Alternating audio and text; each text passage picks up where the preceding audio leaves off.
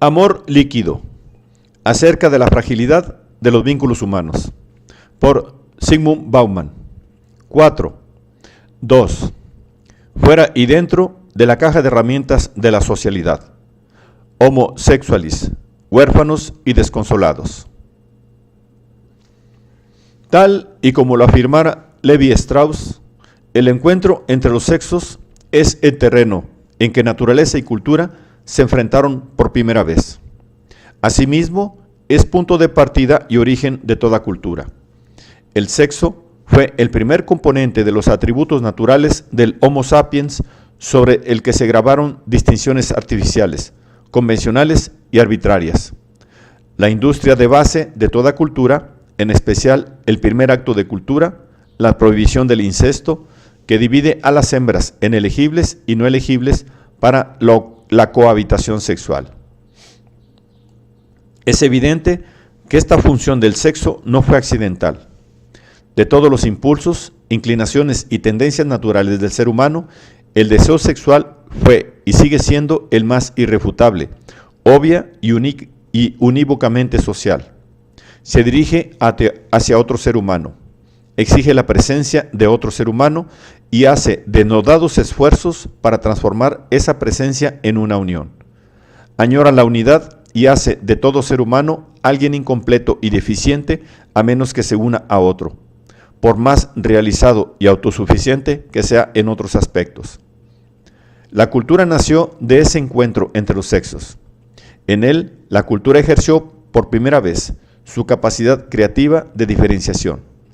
Desde entonces, la íntima cooperación de naturaleza y cultura en todo lo que se refiere a lo sexual no ha cesado, y menos aún ha sido abandonada. A partir de entonces, el ars erótica, una creación eminentemente cultural, ha guiado el impulso sexual hacia su satisfacción, la unión de los seres humanos. A excepción de algunos casos aislados, dice el eminente sexólogo alemán Wolfgang Sigusch, nuestra cultura no ha producido ningún ars erótica, sino una ciencia sexualis. Así es como si Anteros, hermano de Eros y genio vengativo del amor rechazado, hubiese destronado a su hermano y tomado el control del reino del sexo. Actualmente, la sexualidad ya no es el epítome del posible placer y la felicidad.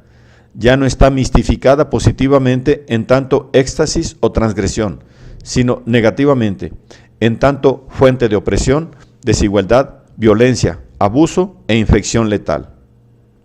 Anteros tenía fama de ser un hombre muy apasionado, lascivo, irritable e irascible.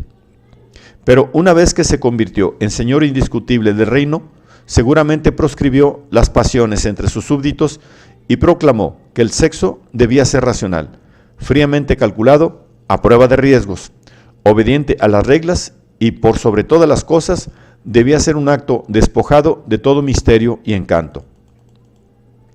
La mirada del científico, dice Sigusch, siempre ha sido fría y desapegada. No debe haber secretos. El resultado, hoy todos están informados y nadie tiene ni la menor idea. Pero ni la autoridad de Anteros ni la de su mano derecha, la ciencia sexualis, se ven melladas como consecuencia de esta postura fría y esta mirada desapegada. Ni tampoco se angostan las filas de sus devotos, agradecidos y expectantes seguidores.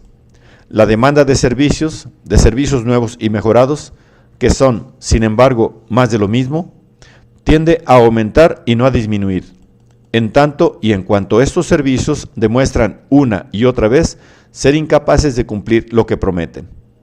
No obstante, la ciencia sexual sigue existiendo, ya que la miseria sexual se niega a desaparecer.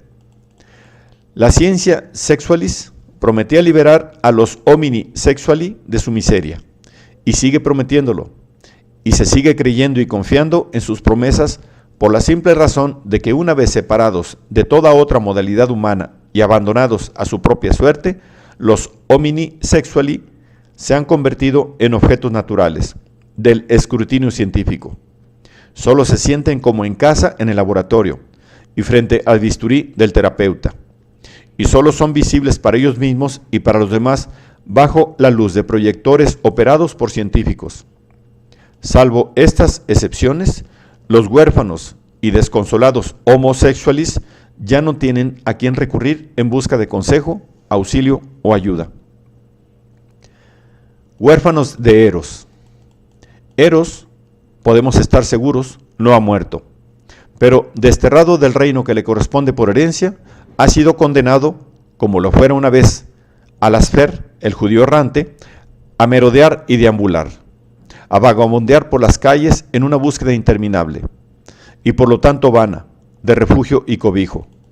Ahora, Eros puede ser hallado en cualquier parte, pero en ninguna se quedará por mucho tiempo. No tiene domicilio permanente. Si quieren dar con él, escriban a poste restante y no pierdan la esperanza. Desconsolados por el futuro. Por lo tanto, sin el consuelo de la previsibilidad y el compromiso, que son propiedad legítima y monolítica del futuro, abandonados por el espectro de la paternidad y la maternidad, consejeros de lo eterno y el más allá, que solían sobrevolar los encuentros sexuales, confiriendo a toda unión carnal algo de su mística sobrenatural y de esa sublime combinación de fe y aprensión, goce y temor que eran su sello distintivo. En la actualidad, la medicina compite con el sexo por el dominio de la reproducción. Los hombres de la medicina compiten con los homini sexuali por el rol de autores principales del drama. El resultado de esa contienda está cantado. No solo gracias a lo que la medicina puede hacer, sino gracias a lo que los alumnos y discípulos de la escuela de mercado de la sociedad de consumo esperan y desean que la medicina haga.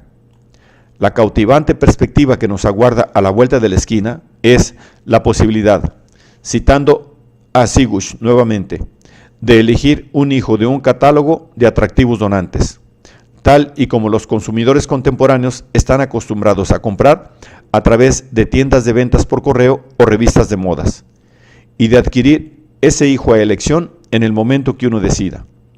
Desdeñar la posibilidad de dar la vuelta a esa esquina iría en contra de la naturaleza de un consumidor experto. Hubo épocas de hogares, talleres, de granjas familiares, en las que los niños eran productores. En esas épocas, la división del trabajo y la distribución de los roles familiares se superponían. El niño debía unirse al oikos familiar, hacer un aporte a la fuerza de trabajo del taller o la granja. Y por lo tanto, en esas épocas en las que la riqueza era resultado del trabajo, la llegada de un hijo traía la esperanza de mejorar el ambiente familiar, el bienestar familiar. Quizás los niños fuesen tratados con dureza y severidad, pero también el resto de los trabajadores recibía el mismo trato. No se esperaba que el trabajo brindara satisfacción y placer al trabajador.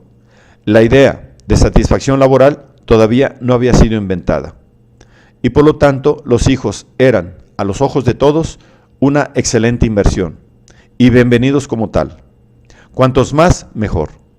Más aún, la razón aconsejaba cubrirse de los riesgos, ya que la esperanza de vida era corta, y era imposible prever si el recién nacido viviría lo suficiente para que su aporte al ingreso familiar llegara a sentirse. Para los autores de la Biblia, la promesa que Dios le hiciera a Abraham, multiplicaré tu descendencia como las estrellas del firmamento y como las arenas del mar, era indudablemente una bendición, mientras que muchos de nuestros contemporáneos la tomarían más bien como una amenaza o una maldición, por no decir ambas. Hubo épocas cuando la fortuna familiar pasaba de generación en generación a lo largo del árbol genealógico y de acuerdo con los parámetros hereditarios de la sociedad, en que los hijos constituían un puente entre la mortalidad y la inmortalidad, entre la vida individual, abominablemente corta, y una anhelada duración infinita a través del linaje. Morir sin hijos implicaba no construir ese puente jamás.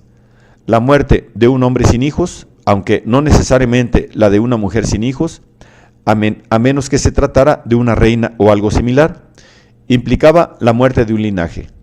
Haber descuidado la mayor de las responsabilidades, dejar incumplida la tarea más imperiosa. Con la nueva fragilidad de las estructuras familiares, con familias con esperanzas de vida mucho más corta que la expectativa de vida individual de cualquiera de sus integrantes, cuando la pertenencia a un linaje familiar particular se convierte rápidamente en uno de los indefinibles de nuestra moderna era líquida y la filiación a alguna de las muchas redes de linajes disponibles se transforma para cada vez más personas en una cuestión de elección de tipo revocable y hasta nuevo aviso, un hijo puede aún ser un puente hacia algo más perdurable. Pero esa otra orilla hacia la cual conduce el puente está cubierta de una bruma que nadie tiene la esperanza de disipar, y por lo tanto es improbable que despierte grandes emociones, y menos probable aún que llegue a inspirar un deseo que mueva a la acción. Si una súbita ráfaga de viento disipara esa bruma, nadie sabe bien qué clase de costa dejaría al descubierto. Tal vez no sea un terreno suficientemente firme como para sostener un hogar permanente. Puentes que no conducen a ninguna parte, o a ninguna parte en particular. ¿Quién los quiere? ¿Para qué? ¿Quién desperdiciaría tiempo y dinero en diseñarlos y construirlos? En nuestra época, los hijos son, ante todo y fundamentalmente, un objeto de consumo emocional. Los objetos de consumo sirven para satisfacer una necesidad, un deseo o las ganas del consumidor. Los hijos también. Los hijos son deseados por las alegrías del placer paternal que se espera que brinden. Un tipo de alegría que ningún otro objeto de consumo, por ingenioso y sofisticado que sea, puede ofrecer. Para desconsuelo de los practicantes del consumo, el mercado de bienes y servicios no es capaz de ofrecer sustitutos válidos.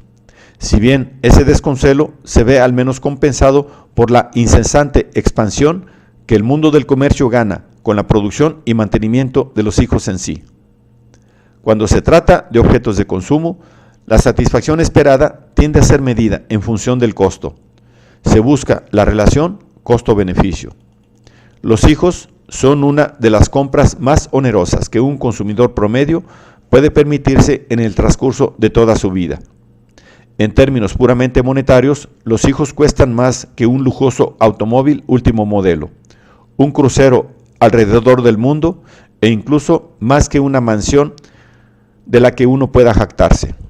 Lo que es peor, el costo total probablemente aumente a lo largo de los años y su alcance no puede ser fijado de antemano ni estimado con el menor grado de certeza. En un mundo que ya no es capaz de ofrecer caminos profesionales confiables ni empleos fijos, con gente que salta de un proyecto a otro y se gana la vida a medida que va cambiando, firmar una hipoteca con cuotas de valor desconocido y a perpetuidad implica exponerse a un nivel de riesgo atípicamente elevado y a una prolífica fuente de miedos y ansiedades. Uno tiende a pensarlo 2 veces antes de firmar, y cuanto más se piensa, más evidentes se hacen los riesgos que implica, y no hay deliberación interna ni indagación espiritual que logre disipar esa sombra de duda que está condenada a contaminar cualquier alegría futura. Por otra parte, en nuestros tiempos, tener hijos es una decisión y no un accidente, circunstancia que suma ansiedad a la situación. Tener o no tener hijos es probablemente la decisión con más consecuencias y de mayor alcance que pueda existir. Y por lo tanto es la decisión más estresante y generadora de tensiones a la que uno puede enfrentarse en el transcurso de su vida. Es más, no todos los costos son económicos, y aquellos que no lo son directamente no pueden ser evaluados o calculados en absoluto. Ponen en jaque todas las capacidades e inclinaciones de esta especie de operadores racionales que estamos entrenados para ser y nos esforzamos por ser. Armar una familia es como arrojarse de cabeza en aguas inexploradas de profundidad impredecible. Tener que renunciar o posponer otros seductores placeres consumibles de un atractivo aún no experimentado, un sacrificio en franca contradicción con los hábitos de un prudente consumidor, no es su única consecuencia posible. Tener hijos implica sopesar el bienestar de otro, más débil y dependiente. Implica ir en contra de la propia comodidad.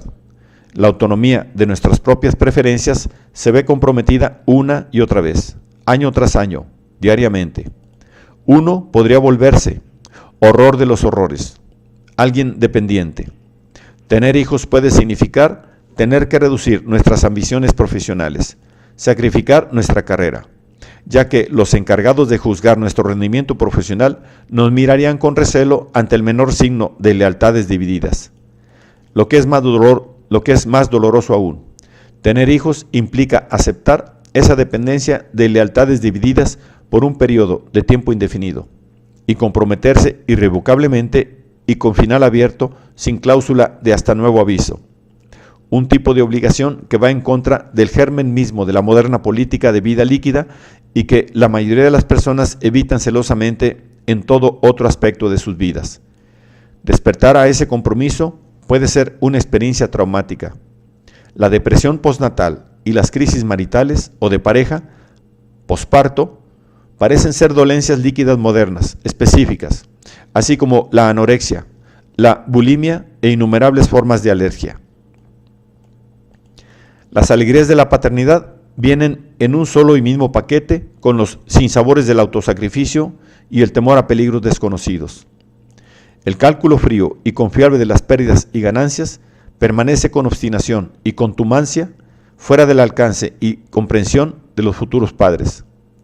Toda adquisición realizada por un consumidor implica riesgos, pero los vendedores de otros bienes de consumo, y en particular de aquellos mal llamados durables, se desviven por asegurar a los posibles clientes que los riesgos que están corriendo han sido reducidos al mínimo. Ofrecen garantías ampliadas, aun cuando muy pocos de ellos puedan dar fe de que la empresa que las ofrece sobrevivirá el plazo de la garantía en cuestión, y prácticamente ninguno de ellos sea capaz de asegurar a los clientes que el atractivo que ofrece hoy el producto adquirido y evita que termine en una bolsa de residuos no se desvanecerá antes de que esa misma garantía expire, garantías de reembolso y promesas de reparaciones a perpetuidad. Por creíbles y confiables que esas garantías puedan ser, ninguna es válida cuando se trata del nacimiento de un hijo. No es extraño, entonces, que los institutos de investigación médica y las clínicas de fertilidad desborden de dinero como las empresas comerciales.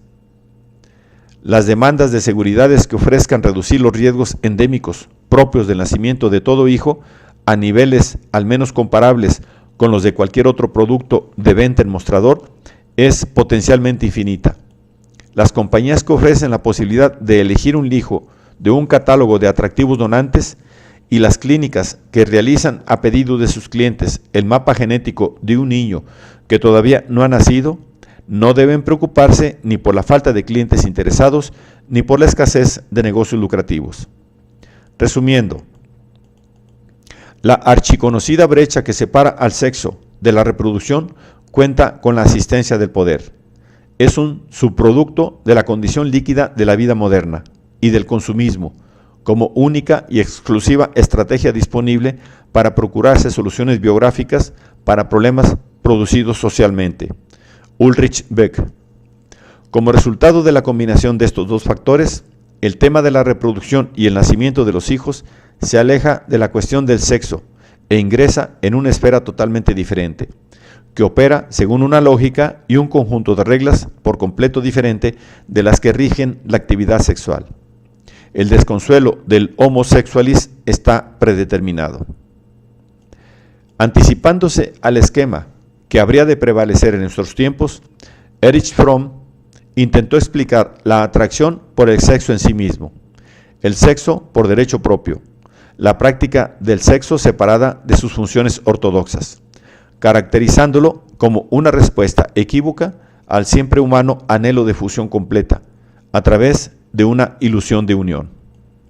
Unión, ya que eso es exactamente lo que hombres y mujeres buscan denodadamente en su intento por escapar de la soledad que sienten o temen sentir. Ilusión, ya que la unión alcanzada durante el breve instante del orgasmo deja a los desconocidos tan alejados como lo estaban antes, de modo tal que sienten su extrañamiento aún más profundamente que antes. Al cumplir ese rol, el orgasmo sexual cumple una función no demasiado diferente del alcoholismo o la adicción a las drogas. Como ellos, es intenso, pero transitorio y periódico.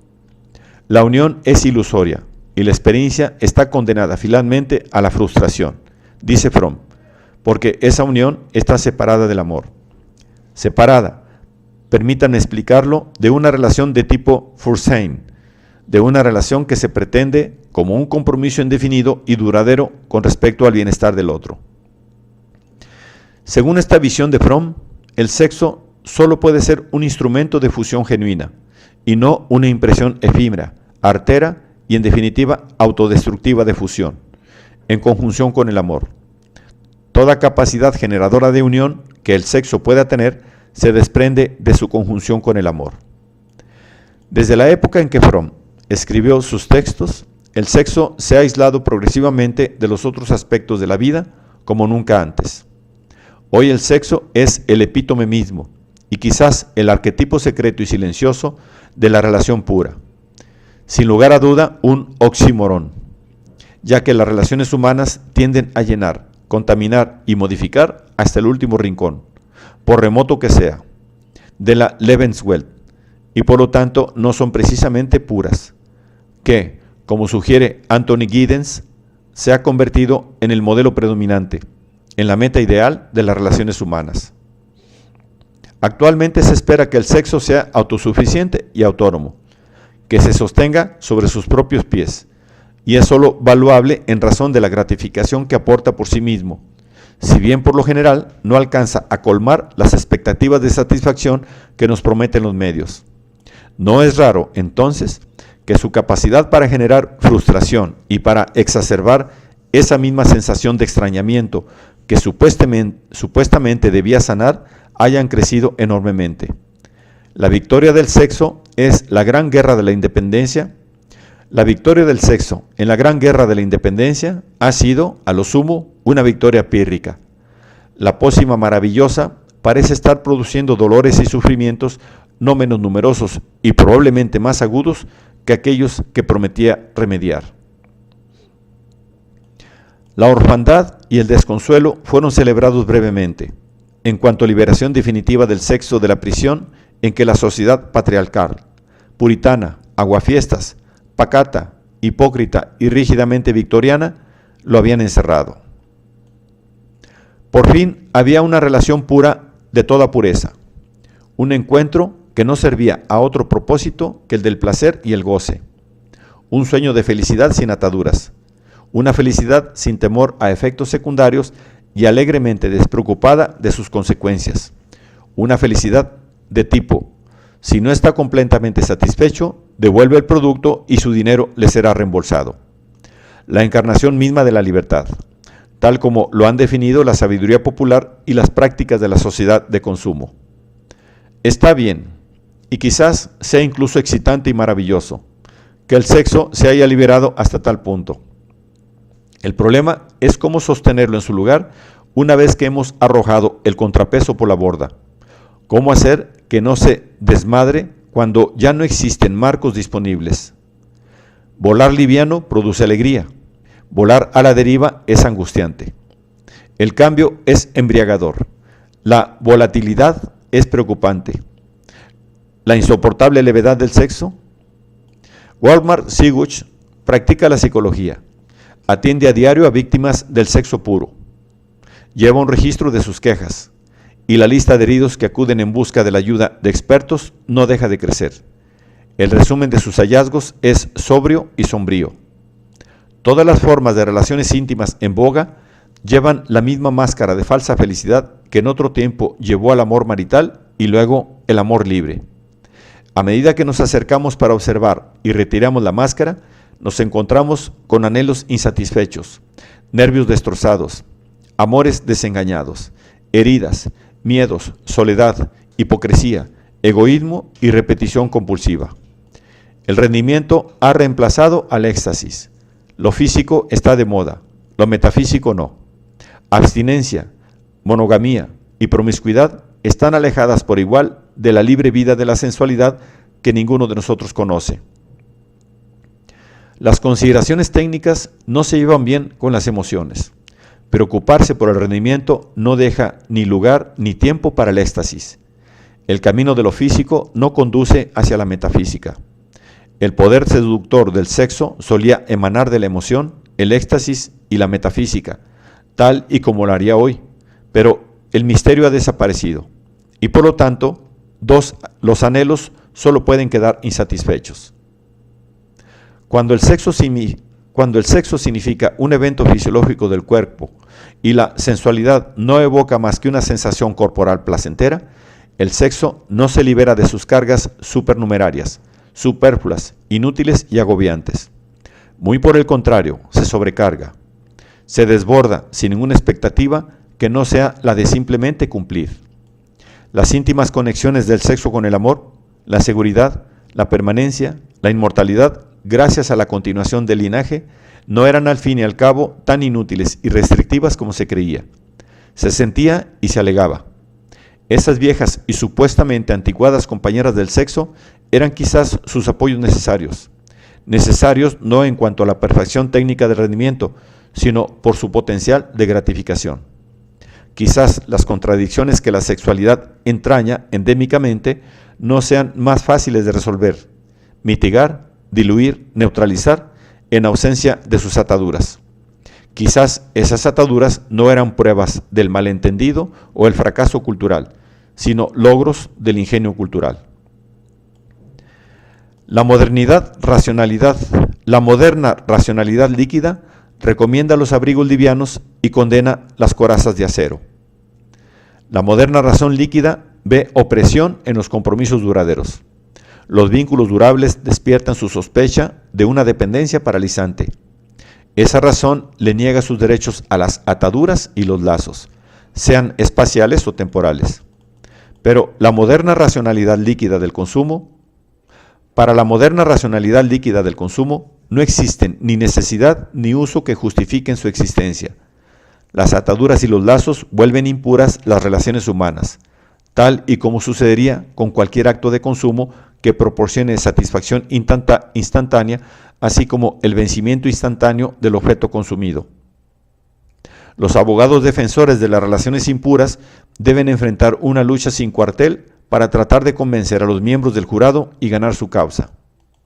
Sigush cree que tarde o temprano los deseos y anhelos que escapan a las garras de la racionalidad harán su regreso vengativo, y cuando lo hagan no seremos capaces de responder sin recurrir al uso de conceptos referentes a instintos naturales y valores eternos que han sido corrompidos histórica y políticamente hasta el tuétano. Sin embargo, cuando esto suceda, según augura o presagia Sigush, será necesario apelar a mucho más que a una mera visión nueva del sexo y de las expectativas que pueden ser legítimamente puestas en el acto sexual. Apelará nada menos que a la exclusión del sexo de la soberanía del racionalismo consumista. Y quizás más aún, exigirá que el racionalismo consumista sea privado y despojado de su actual soberanía sobre los móviles y estrategias de las políticas de vida del ser humano. Todo esto, sin embargo, implicaría un cambio mucho mayor del que puede esperarse razonablemente en un futuro cercano. Los deseos y anhelos que escapan de la garra de la racionalidad, para ser más exactos, de la racionalidad líquida consumista moderna, eran inseparables y estaban indisolublemente unidos al sexo, ya que el sexo, como otras actividades humanas, estaba entrelazado a un modelo de vida productiva. Según ese modelo, ni el amor, hasta que la muerte nos separe, ni construir puentes hacia la eternidad, ni la aceptación de ser un rehén del destino, ni los compromisos sin retorno eran redundantes, y menos aún percibidos como opresivos o limitantes. Por el contrario, solían ser los instintos naturales del Homo faber, así como en la actualidad se oponen a los instintos igualmente naturales del Homo consumens. Tampoco eran en modo alguno irracionales. Por el contrario, eran los pertrechos o manifestaciones obligadas y necesarias de la racionalidad del Homo faber. El amor y el deseo de procrear eran compañeros indispensables del sexo del Homo faber, así como las uniones duraderas que ese amor y deseo ayudaban a crear eran los productos principales y no efectos colaterales. y menos aún los desechos o despojos de los actos sexuales. Algo se gana, algo se pierde. Cada logro tiene su precio. Por horrorosas y revulsivas que nos resulten las pérdidas sufridas y los precios pagados cuando lo recordamos, las pérdidas que soportamos hoy y los precios a pagar mañana es lo que más nos preocupa y entristece. No tiene sentido comparar los males pasados con los presentes, ni tratar de discernir cuál de ambos es más insoportable. Cada angustia hiere y atormenta en su propia época. Las agonías actuales del Homo sexualis son las del Homo consumens. Nacieron juntas, y si alguna vez desaparecen, lo harán marchando codo a codo. La capacidad sexual fue la herramienta del Homo faber, utilizada en la construcción y el mantenimiento de las relaciones humanas. Una vez desplegada en el proceso de construcción de los vínculos humanos, la necesidad de deseo sexual incitó al Homo sexualis a ceñirse a la tarea y ver que fuera finalizada. Como en cualquier edificación, los constructores desearon que el resultado de sus esfuerzos fuera una construcción sólida, duradera e idealmente confiable para siempre. Como suele suceder, los constructores confiaron demasiado en sus capacidades de planificación como para preocuparse de los sentimientos de él, los futuros habitantes. Al fin y al cabo, el respeto no es más que uno de los filos de la espada del cuidado. El otro es la opresión. La indiferencia y el desprecio son dos acantilados por los que se han despeñado las intenciones éticas más concienzudas. Y los seres morales requieren de toda su atención y de sus habilidades de navegación para sortearlos y permanecer a salvo. Dicho esto, parecería sin embargo que la moralidad, ese Fürsein que dicta la responsabilidad sobre un otro y que empieza a operar una vez que esa responsabilidad ha sido tomada, estaba hecha a la medida del Homo faber, con todos sus paisajes maravillosos y todas sus emboscadas, obstáculos y traicioneras desviaciones.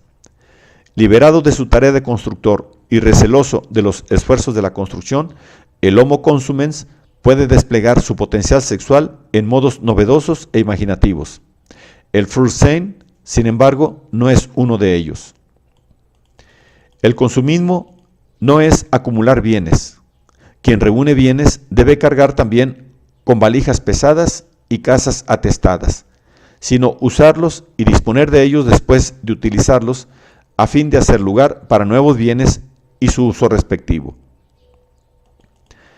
La vida del consumidor invita a la liviandad y a la velocidad, así como a la novedad y variedad que se espera que éstas alimenten y proporcionen. La medida del éxito en la vida del Homo consumens no es el volumen de compras, sino el balance final. La vida útil de los bienes, por lo general, sobrevive a la utilidad que tienen para el consumidor. Pero si son usados repetidamente, los bienes adquiridos frustran la búsqueda de la variedad, y el uso sostenido hace que pierdan su lustre y su brillo. Pobres aquellos que, por escasez de recursos, están condenados a usar bienes que ya no prometen sensaciones nuevas e inexploradas. Pobres aquellos que por la misma razón quedan pegados a uno solo de esos bienes sin poder acceder a la variedad aparentemente inagotable que los rodea. Ellos son los excluidos de las sociedades de los consumidores. Son los consumidores fallidos, los inadecuados e incompetentes, los fracasados. Son los hambrientos consumidos en medio de la opulencia del festín consumista. Aquellos que no necesitan aferrarse a sus posesiones durante mucho tiempo, por cierto, no el suficiente como para permitir que el tedio se instale, están en la cima. En la sociedad de consumo, la imagen del éxito es la del prestidigitador.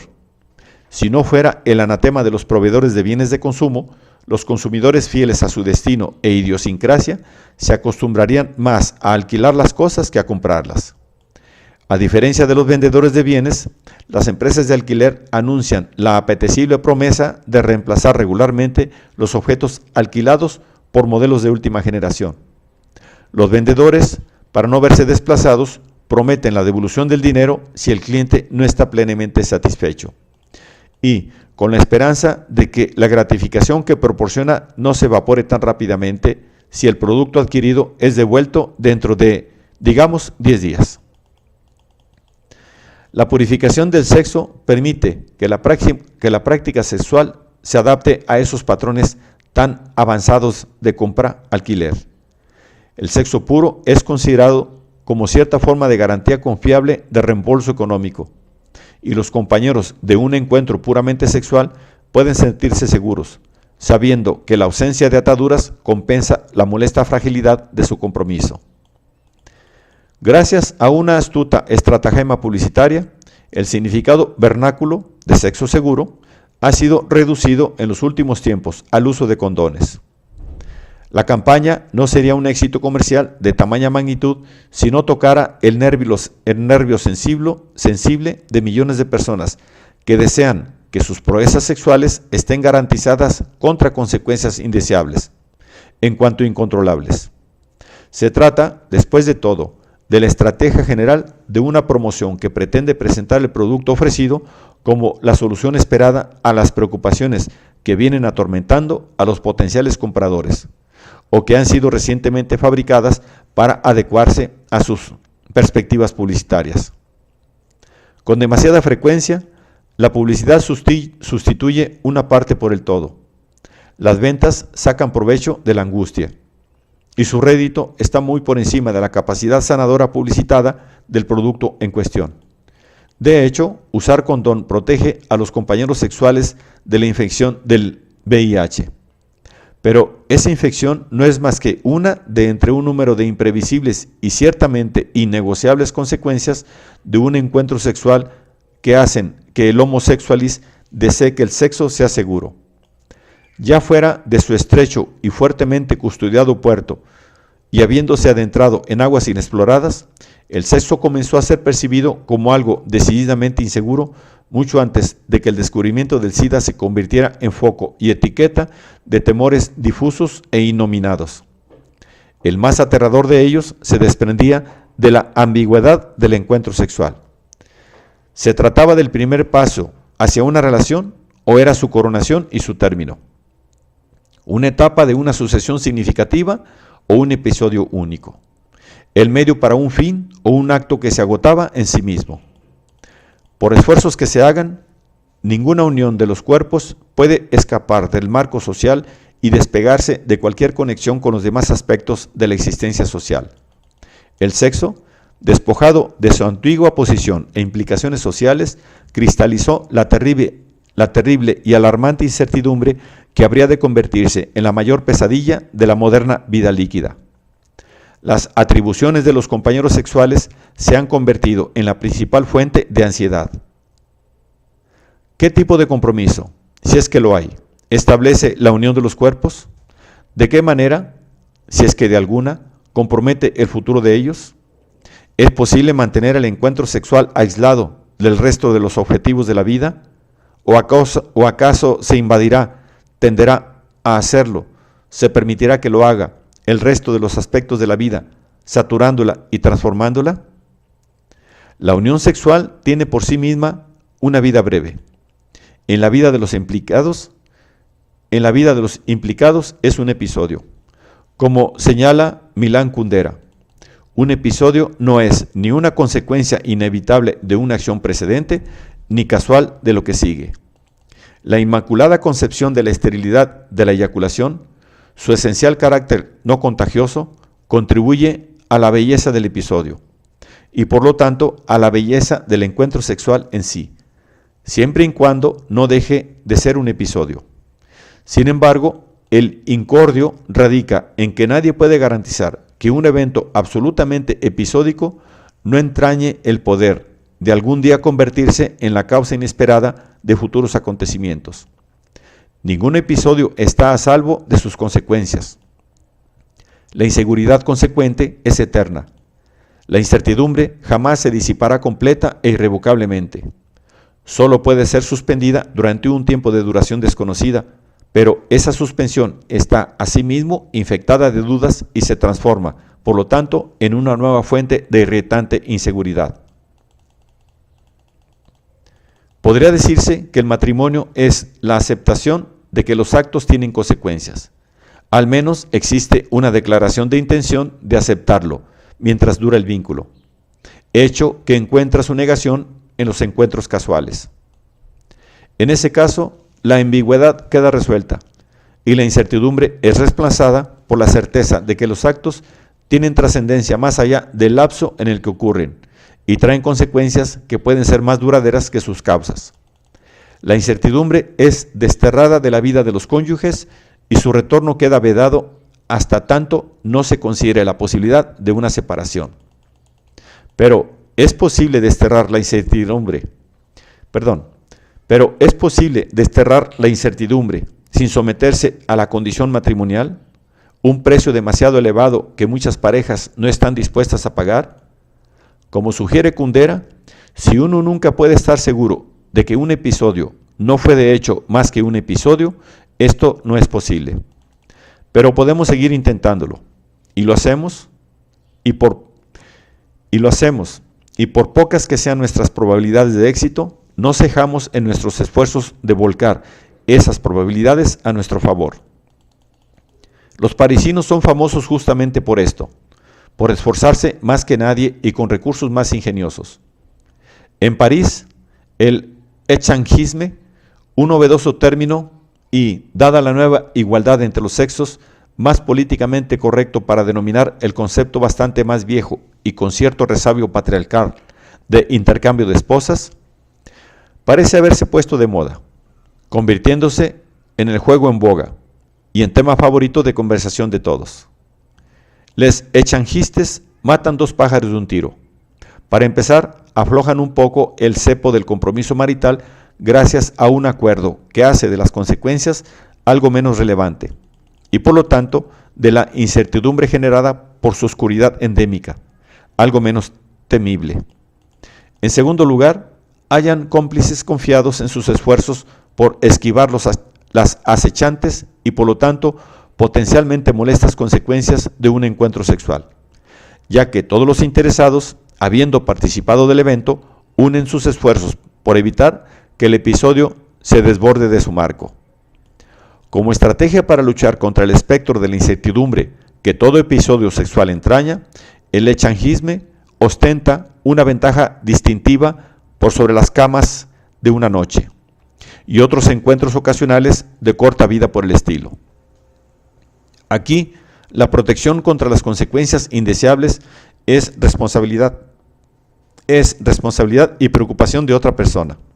Y en el peor de los casos no es una empresa solitaria, sino una tarea compartida con aliados poderosos y comprometidos. Las ventajas por sobre el simple adulterio extramatrimonial es notoriamente ostensible. Ninguno de los integrantes de la pareja es traicionado. Los intereses de nadie se ven amenazados. Y según el modelo ideal de comunicación no distorsionada de Habermas, todos son participantes. El ménage à quatre, six, huit, etc., cuantos más sea mejor, está a salvo de todas las pestes y deficiencias que, como sabemos, son la ruina del ménage à trois. Tal como podría esperarse, cuando una empresa se propone ahuyentar el fantasma de la inseguridad, el intercambio de parejas busca el amparo de las instituciones contractuales y el apoyo de la ley. Uno se convierte en pareja uniéndose a un club, firmando un formulario, prometiendo obedecer las reglas, con la esperanza de que todos los demás hayan hecho lo mismo, y obteniendo un carnet de membresía que franquea la entrada y asegura que quienes están adentro son jugadores y juego a la vez. Como probablemente todos los que se encuentran en el interior están al tanto del objetivo de ese club y de sus reglas y se han comprometido a seguirlas, toda discusión o uso de la fuerza, toda búsqueda de consentimiento, los azares de la seducción y demás torpezas y precariedades preliminares de resultado incierto se vuelven redundantes. O así lo parece, por lo menos durante un tiempo. Las convenciones del intercambio de parejas, como lo prometían en una época las tarjetas de crédito, pueden facilitar el deseo sin demora. al igual que las más recientes innovaciones tecnológicas, acortan la distancia entre las ganas y su satisfacción, y aceleran y facilitan el pasaje de una a otra. Pueden también impedir que uno de los miembros reclame beneficios que excedan los de un encuentro episódico. Pueden, sin embargo, defender al homo sexualis de sí mismo. Los anhelos insatisfechos, las frustraciones amorosas, el temor a la soledad y a ser herido, la hipocresía y la culpa, ¿pueden dejarse atrás después de haber visitado este club? ¿Pueden encontrarse ahí intimidad, alegría, ternura, afecto y amor propio? Bueno, uno de los miembros podría decir, y de buena fe, esto es sexo, estúpido, aquí nada de todo eso importa. Pero si él o ella tienen razón, ¿acaso el sexo importa? O más bien, y citando a Sigush, si la esencia de la actividad sexual es producir placer instantáneo, entonces ya no es importante lo que se hace, sino simplemente que suceda.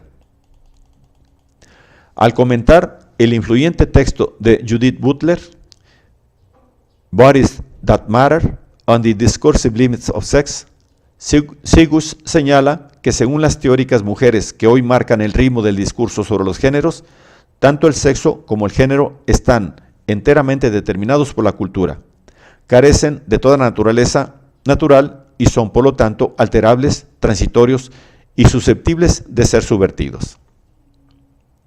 Sin embargo, parece que la oposición entre naturaleza y cultura no es el mejor marco dentro del cual inscribir los dilemas actuales de la encrucijada sexo-género. La verdadera discusión es hasta qué punto los diversos tipos de inclinaciones, preferencias, identidades sexuales son flexibles, alterables y dependientes de la elección del sujeto. Pero las oposiciones entre naturaleza y cultura y entre es un tema de elección y los seres humanos no pueden evitarlo ni hacer nada al respecto, ya no se superponen como lo hicieron durante la mayor parte de la historia moderna y hasta no hace mucho tiempo.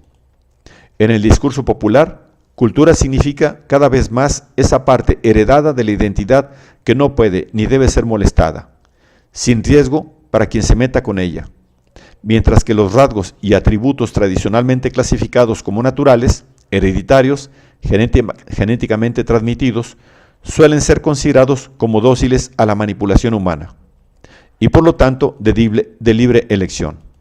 Una elección de la cual, como sucede con toda elección, la persona se deberá sentir responsable y así lo será ante los ojos de los demás. En consecuencia, no importa tanto si las preferencias sexuales, articuladas como identidad sexual, son atributos naturales o constructos culturales. Lo que importa es saber si depende del homo sexualis determinar, descubrir o inventar cuál o cuáles de esa multitud de identidades sexuales posibles le resulta mejor. O si, como el Homo sapiens, frente a su comunidad de nacimiento, él o ella están constreñidos a aceptar ese destino y vivir sus vidas de manera tal de poder convertir a ese destino inalterable en una vocación personal. Cualquiera que sea el vocabulario utilizado para articular las actuales desventuras del Homo sexualis y cualquiera que sean las intervenciones médicas o genéticas del autoentrenamiento y autodescubrimiento consideradas como el camino correcto hacia una identidad sexual propia deseable, el punto crucial sigue siendo la alteridad, transitoriedad y revocabilidad de todas ellas. La vida del Homo sexualis está, por lo tanto, plagada de angustias.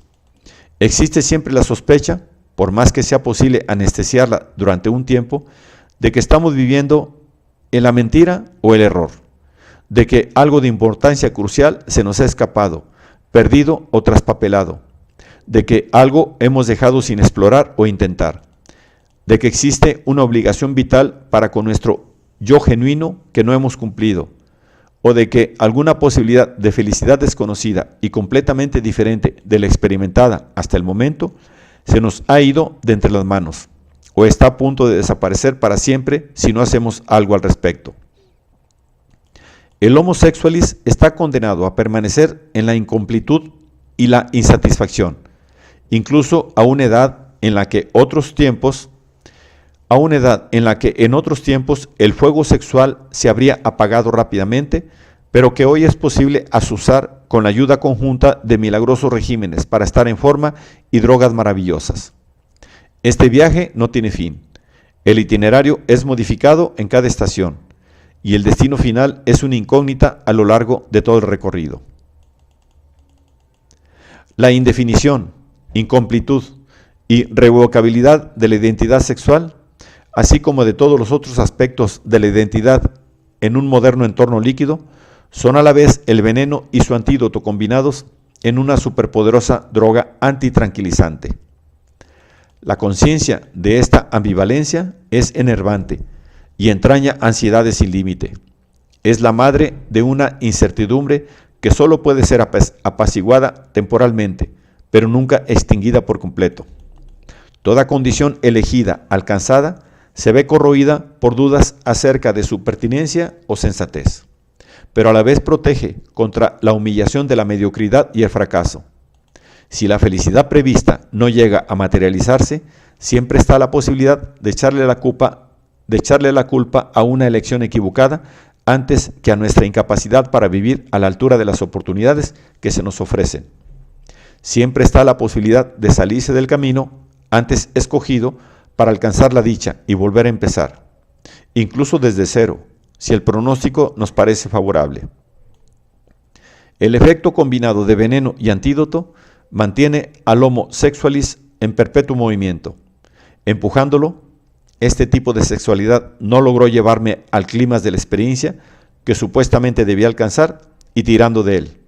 He oído hablar de otros tipos de sexualidad y está al alcance de la mano, solo es cuestión de decidirse y tener ganas.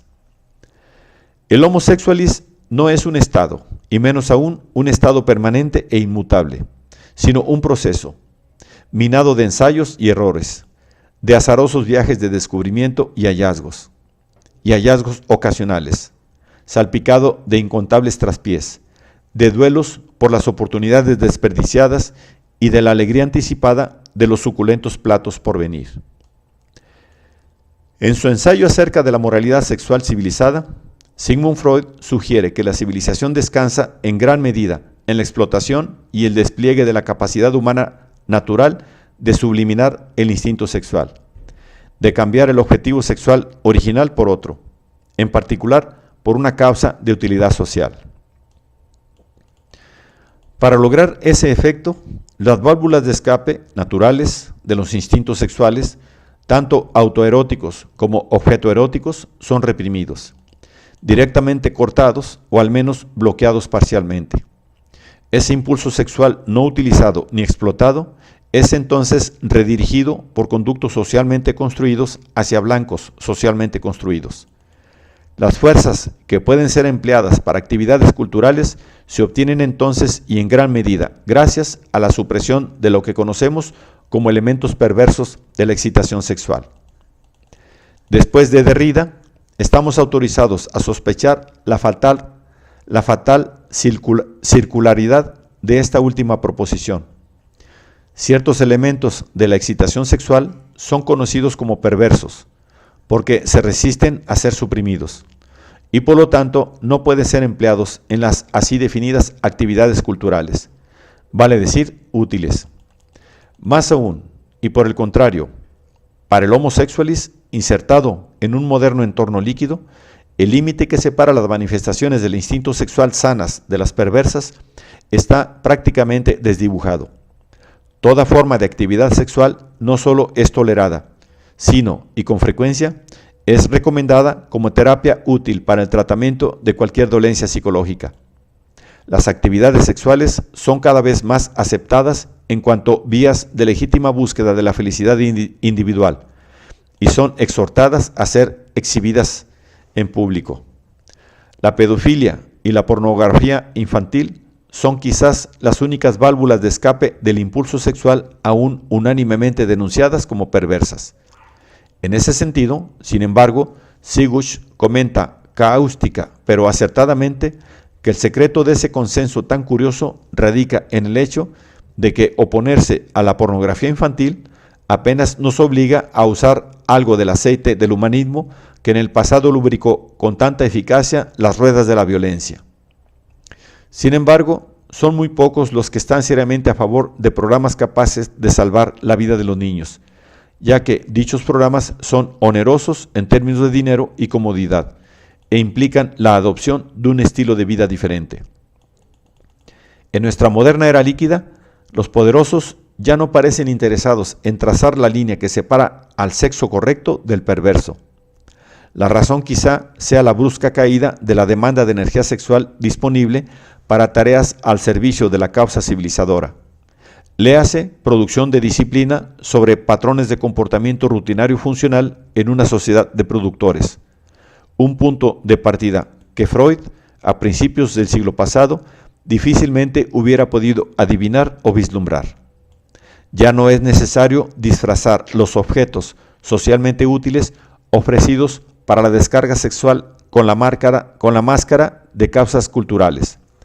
Pavonean su sexualidad endémica o artificial orgullosa y por sobre todo provechosamente.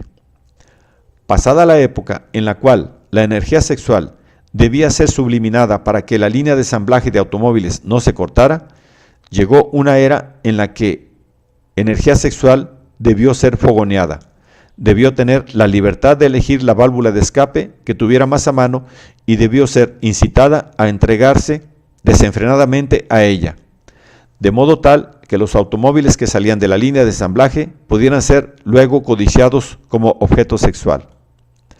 Parece que el lazo entre la sublimación del instinto sexual y su represión, según Freud, condición indispensable del pacto social, se ha roto.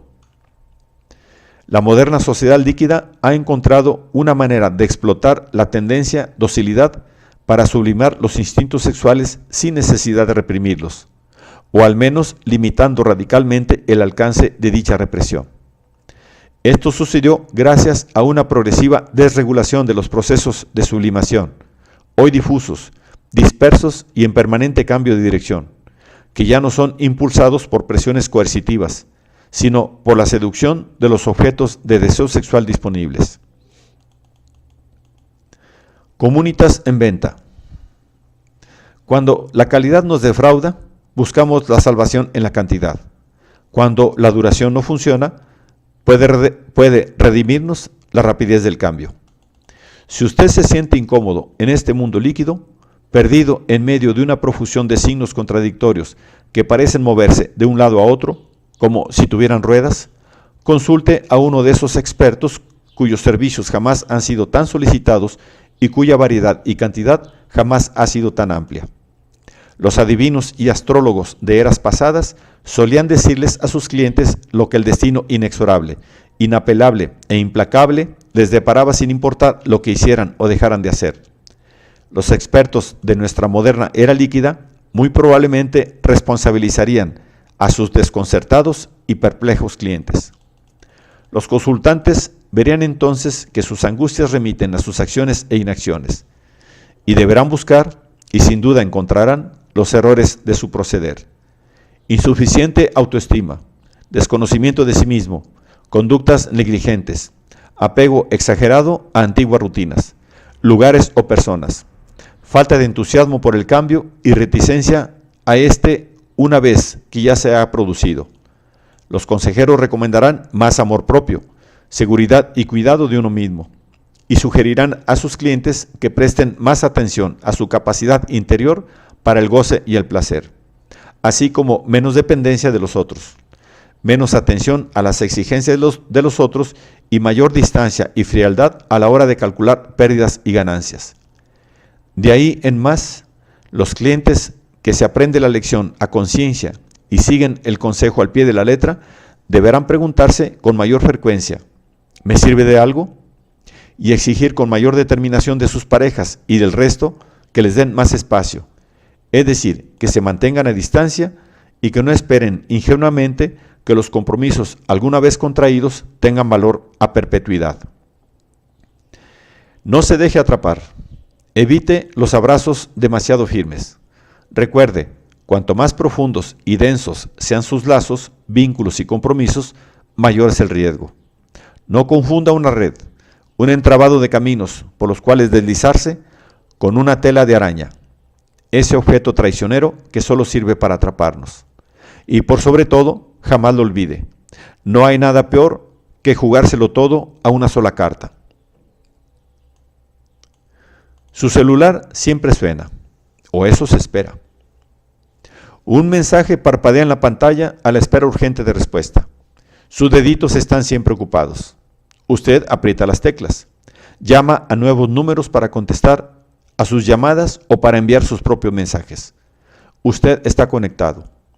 Aun si está en constante movimiento y aunque los invisibles remitentes y destinatarios de llamadas y mensajes también lo estén, cada uno siguiendo su propia trayectoria. Los celulares son para la gente que están en movimiento. Uno jamás pierde de vista su celular. Su ropa deportiva tiene un bolsillo especial para contenerlo. Y salir a correr con ese bolsillo vacío sería como salir descalzo. De hecho, usted no va a ninguna parte sin su celular. Ninguna parte es, en realidad, un espacio sin celular. Un espacio fuera del área de cobertura del celular o un celular sin batería. Y una vez que usted tiene su celular, ya nunca está afuera. Uno siempre está adentro, pero jamás encerrado en ningún lugar. En el corazón de esa red de llamados y mensajes, uno es invulnerable. Los que nos rodean no pueden boicotearnos, y si lo intentan, nada de lo que es realmente importante cambiará. El lugar donde uno esté, lo que esté haciendo y la gente que lo rodee es irrelevante. La diferencia entre un lugar y otro, entre un grupo de personas al alcance de nuestra vista y nuestro tacto y otro que no le está, ha sido cancelada, anulada y vaciada. Usted es el único punto estable en un universo de objetos móviles. Gracias a usted, gracias a usted. También lo son sus extensiones, sus conexiones. Las conexiones permanecen ilesas a pesar de que los condenados estén en movimiento. Las conexiones son tierra firme entre arenas movedizas. Son algo con lo que se puede contar, como uno confía en su solidez. En el momento de recibir o enviar un mensaje o una llamada, uno puede dejar de preocuparse por el inestable y fangoso terreno que se abre bajo nuestros pies. ¿Una llamada sin contestar? ¿Un mensaje sin responder? Tampoco hay motivos para preocuparse. Hay muchos otros números de teléfono en la lista y en principio una cantidad ilimitada de mensajes que con la ayuda de un par de teclas diminutas uno puede enviar sobando ese aparatito que se ajusta también al tamaño de la mano. Si uno lo piensa, si es que le queda tiempo para pensar, es astronómicamente improbable que uno llegue hasta el final de su lista de contactos o logre tipear todos los mensajes que podría tipear. Siempre hay más conexiones posibles y por lo tanto no es demasiado importante cuántas de ellas hayan resultado ser frágiles o inestables. Tampoco importa demasiado la fecha de vencimiento.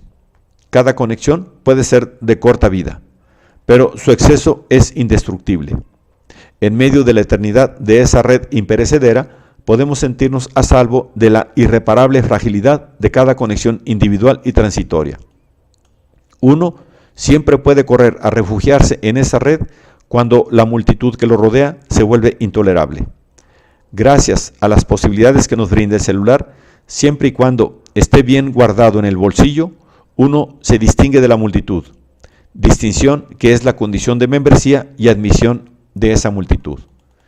Una multitud de individuos distintivos, un enjambre, para ser más precisos, un agregado de personas autoimpulsadas que no necesitan ni oficial al mando, ni mascarón de proa, ni agitador, ni vocero, ni soplones para mantenerse unido.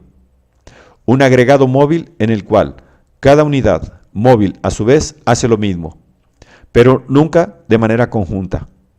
Las unidades marcan el paso sin romper filas. Esa multitud, apegada a las formas, expulsa a las unidades que se distinguen, o directamente las pasa por encima. Pero el enjambre solo admite ese tipo de unidades.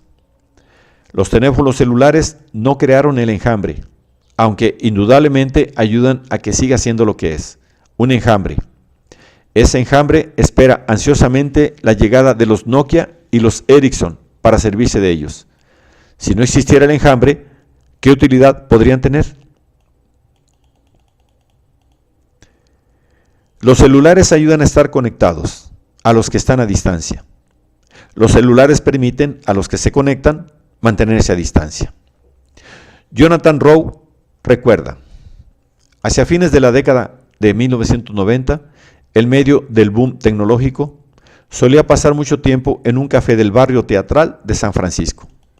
Allí tuve ocasión de observar una y otra vez la misma escena. Mami sorbiendo su café, los chicos picoteando sus galletas, con los pies colgando de las sillas. Y allí está papi, levemente apartado de la mesa, hablando por su celular. Se trataba supuestamente de una revolución en las comunicaciones. Y sin embargo, allí, en el epicentro tecnológico, los miembros de esa familia evitaban mirarse a los ojos. 2 años más tarde, Rowe probablemente habría visto 4 teléfonos funcionando alrededor de esa casa. Los celulares no impedirían ni que mami sorbiera su café, ni que los chicos masticaran sus galletas.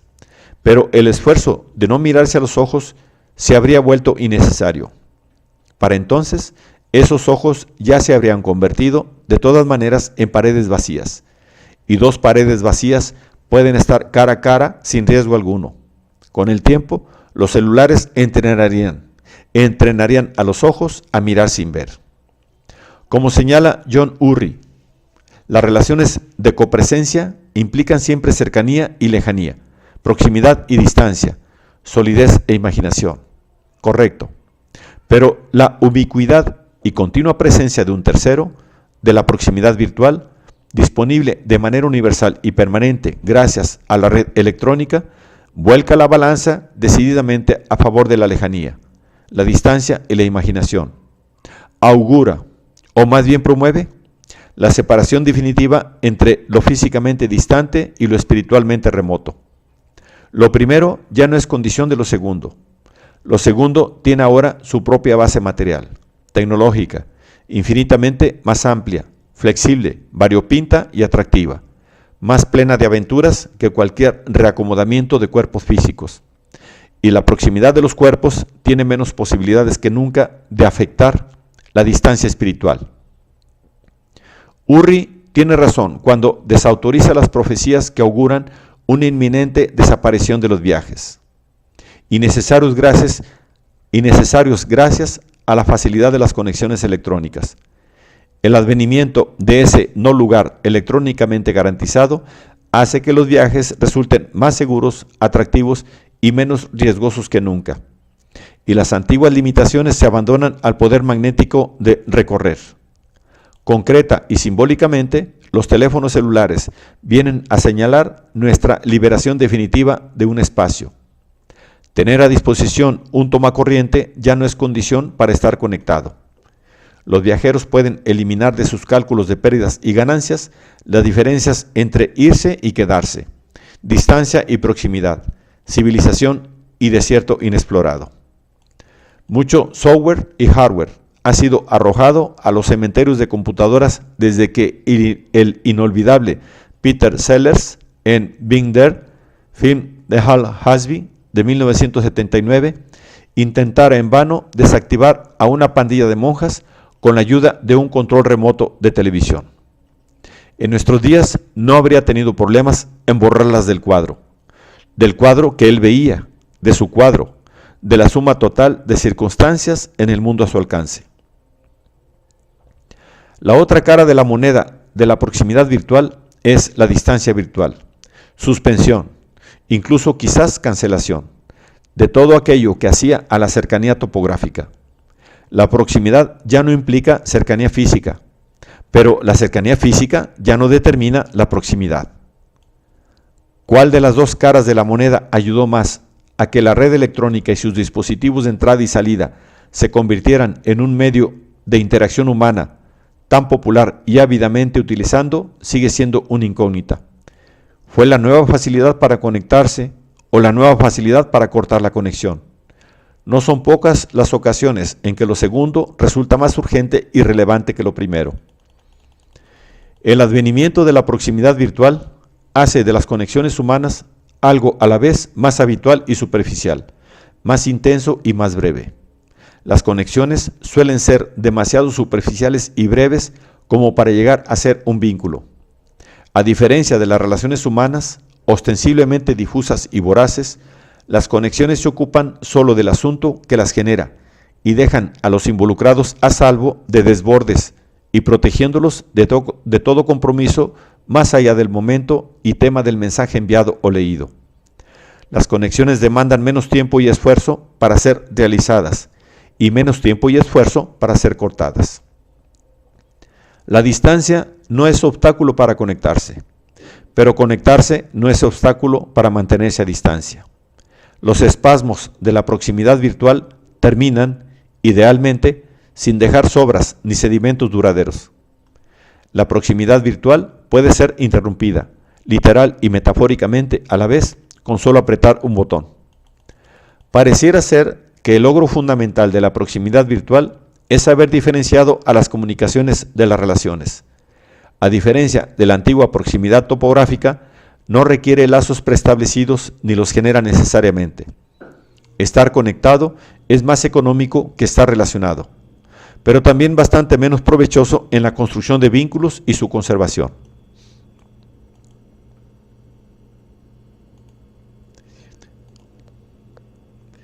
La proximidad virtual logra desactivar las presiones que suele ejercer la cercanía no virtual. A su vez, establece los parámetros de cualquier otra proximidad. Los méritos y defectos de toda proximidad son ahora medidos en relación con los estándares de la proximidad virtual. La proximidad virtual y la no virtual han intercambiado sus lugares. Ahora, la proximidad en su variante virtual se ha convertido en una realidad que se ajusta a la descripción clásica de Émile Durkheim. Algo que fija, que instituye fuera de nosotros ciertos modos de acción y ciertos juicios que no dependen de cada voluntad individual tomada por separado. Algo que es reconocible por su poder de coerción externa y por la resistencia que ofrece ante cada acción individual tendiente a contravenirlo. La proximidad no virtual se queda muy corta respecto a los rígidos estándares de no intromisión y flexibilidad que la proximidad virtual ha establecido. Si no logra ajustarse a las normas impuestas por la proximidad virtual, la proximidad topográfica ortodoxa se convertirá en una contravención que sin lugar a duda encontrará resistencia. Así que el rol de realidad real, genuina y no adulterada, ha quedado en manos de la proximidad virtual. Y cualquier otro candidato que aspire a acceder al estatus de realidad deberá medirse según sus parámetros. Todos hemos visto, oído y aún escuchado, a pesar nuestro, a pasajeros del tren, que a nuestro lado hablan sin parar por sus teléfonos.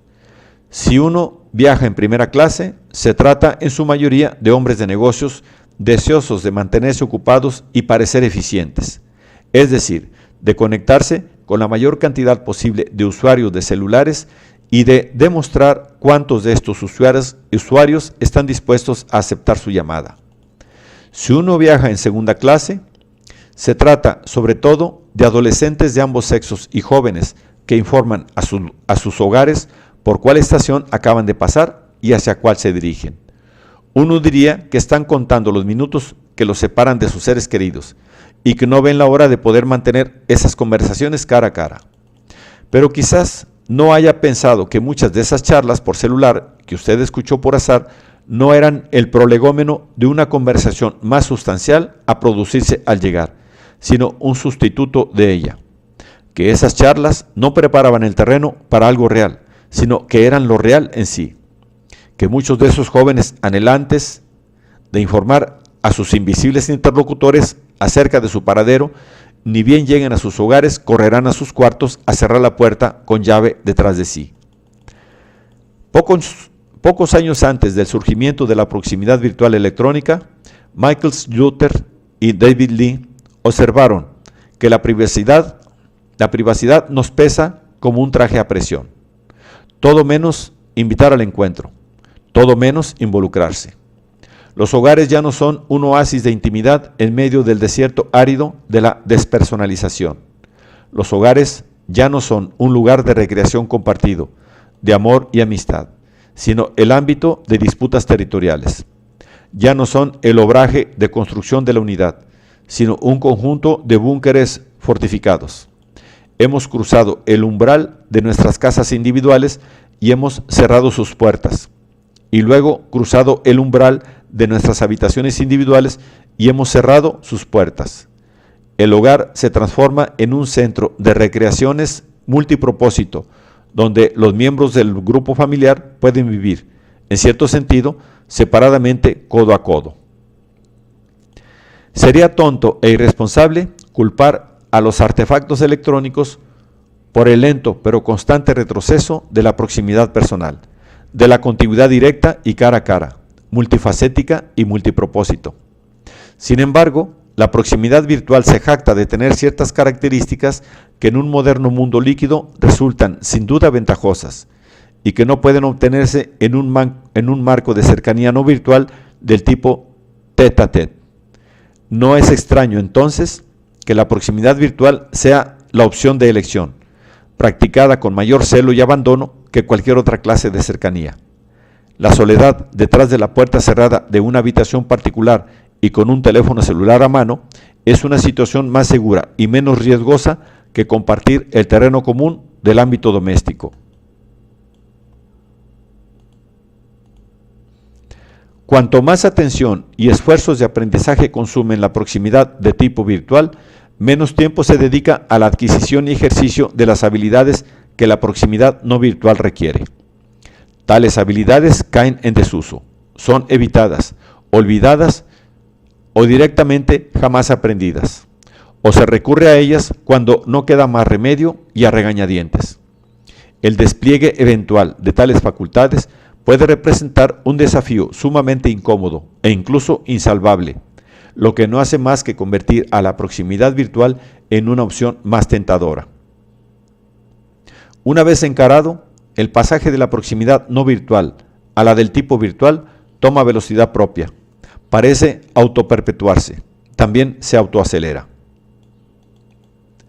A medida que la generación que se crió con la red alcanza la edad de salir, las citas por internet comienzan a florecer, y no se trata de un último recurso, es una actividad recreativa, es entretenimiento. Así lo cree Louis France, y concluye que para los corazones solitarios de hoy, las discotecas y los bares de solos y solas no son más que un recuerdo lejano. No han adquirido, y no temen no haberlo hecho, suficientes habilidades sociales como para ser amigos en lugares semejantes. Además, las citas por internet tienen ventajas que los encuentros personales no tienen, ya que en estos últimos, una vez roto el hielo, este seguirá roto o derretido de una vez y para siempre. Pero con las citas por internet no ocurre lo mismo, como lo confesara un entrevistado de 28 años en un estudio de la Universidad de Bath.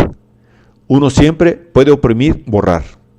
No hay nada más fácil que no responder un email.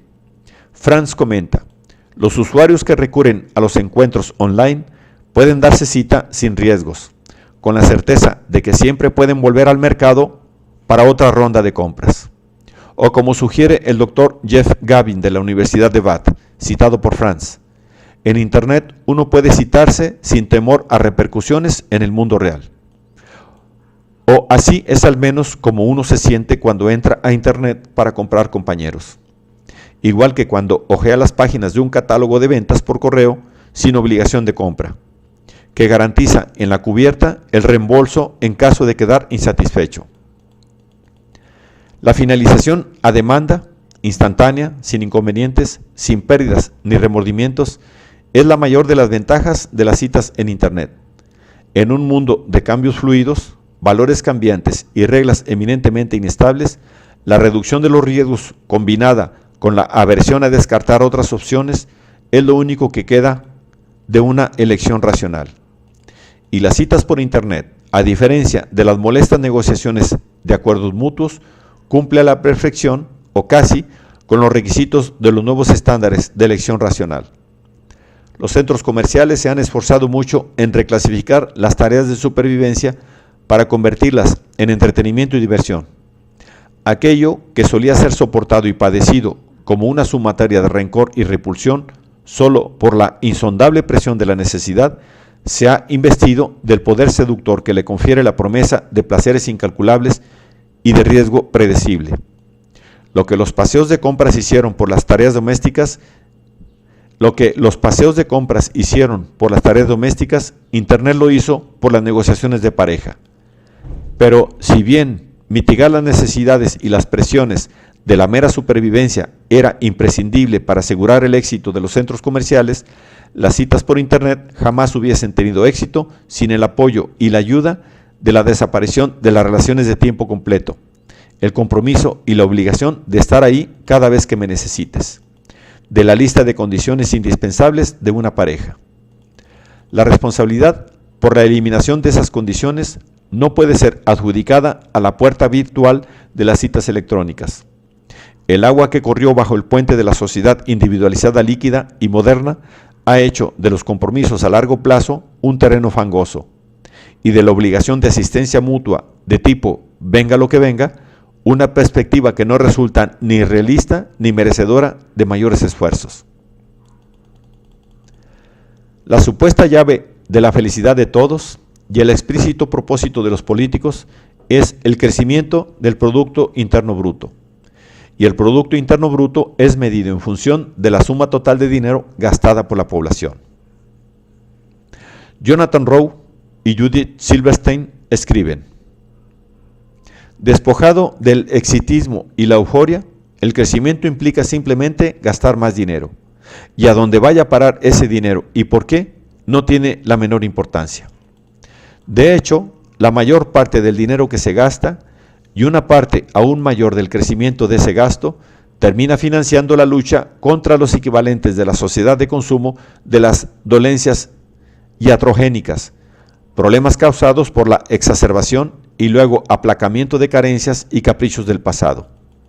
La industria de alimentos de los Estados Unidos gasta alrededor de 21,000 millones de dólares anuales en sembrar y cultivar el deseo de productos más sofisticados, exóticos y supuestamente más sabrosos, mientras que la industria de las dietas y la pérdida de peso gana 32,000 millones de dólares al año, y la inversión en tratamientos médicos en gran medida necesarios para luchar contra el flagelo de la obesidad se duplicará a lo largo de la próxima década. Los habitantes de la ciudad de Los Ángeles gastan en promedio unos 800 millones al año en combustible, a la vez que los hospitales registran un récord de admisión de pacientes con problemas de asma, bronquitis y otros males respiratorios causados por la contaminación del aire, lo que hace que su ya astronómica facturación rompa nuevas marcas. Mientras consumir y gastar más que ayer, pero así se espera, menos que mañana, siga siendo el camino soberano hacia la solución de todos los problemas sociales, y mientras el cielo sea el único límite para el poder magnético de las sucesivas atracciones consumistas, los colaboradores de deudas impagas, las compañías de seguros y los inadaptados carcelarios seguirán siendo los mayores contribuyentes al crecimiento del Producto Interno Bruto. Es imposible medir con exactitud el enorme y creciente papel que juega en el crecimiento del Producto Interno Bruto el estrés emanado de las preocupaciones que consumen nuestras vidas de modernos consumidores líquidos. El método más aceptado para calcular el Producto Interno Bruto y su crecimiento, y en particular el guarismo fetiche que la política actual extrae de él, descansa sobre una presunción no verificada y rara vez explicada abiertamente, a pesar de las repetidas impugnaciones de la que es objeto.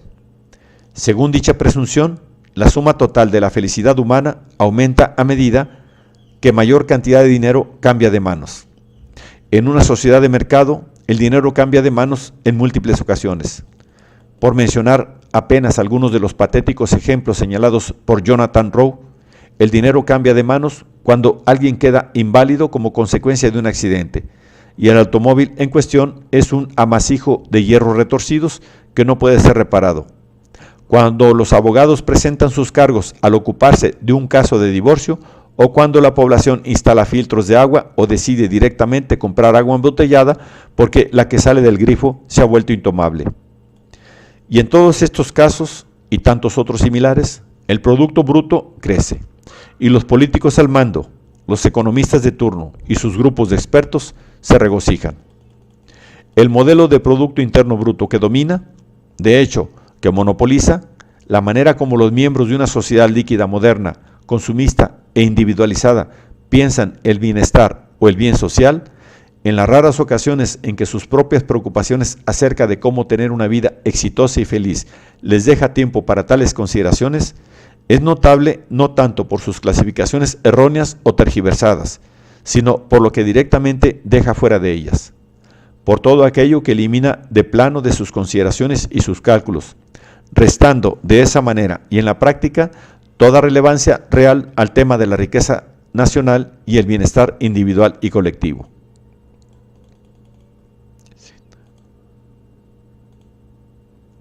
Así como los estados modernos omniordenadores y omniclasificadores no podían tolerar a los hombres sin amo, y así como los imperios modernos en expansión y ávidos de territorio no podían tolerar la tierra sin dueño, los mercados modernos no toleran de buen grado las economías de no mercado. Un tipo de vida que se reproduce a sí misma sin dinero que cambie de manos.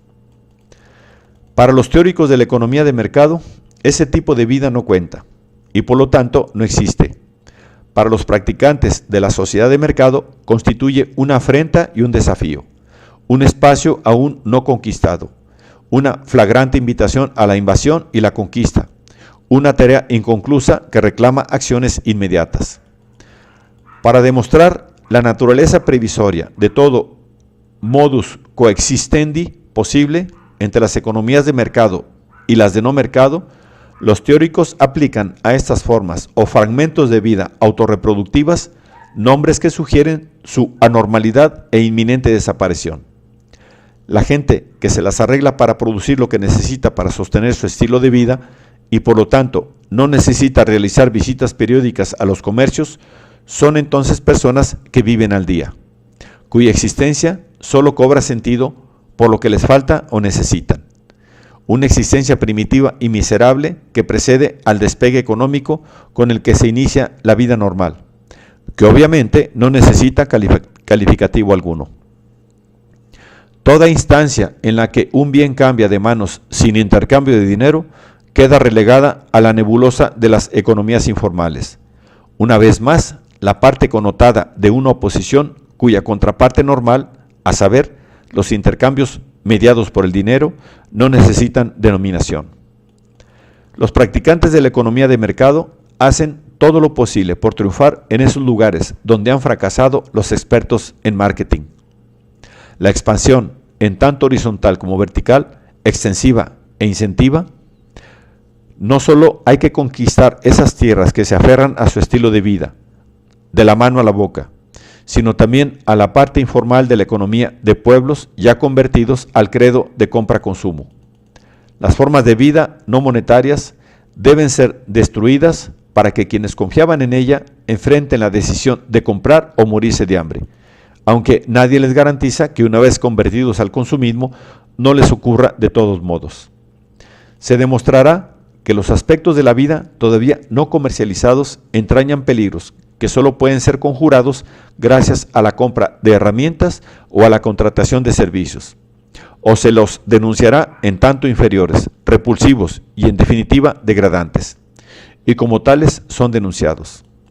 La ausencia más ostensible en los cálculos económicos de los teóricos y que a la vez encabeza la lista de blancos de guerra comercial de los practicantes del mercado es el enorme sector de los que A.H. Halsey denominó economía moral, el intercambio familiar de bienes y servicios, ayuda vecinal y cooperación entre amigos.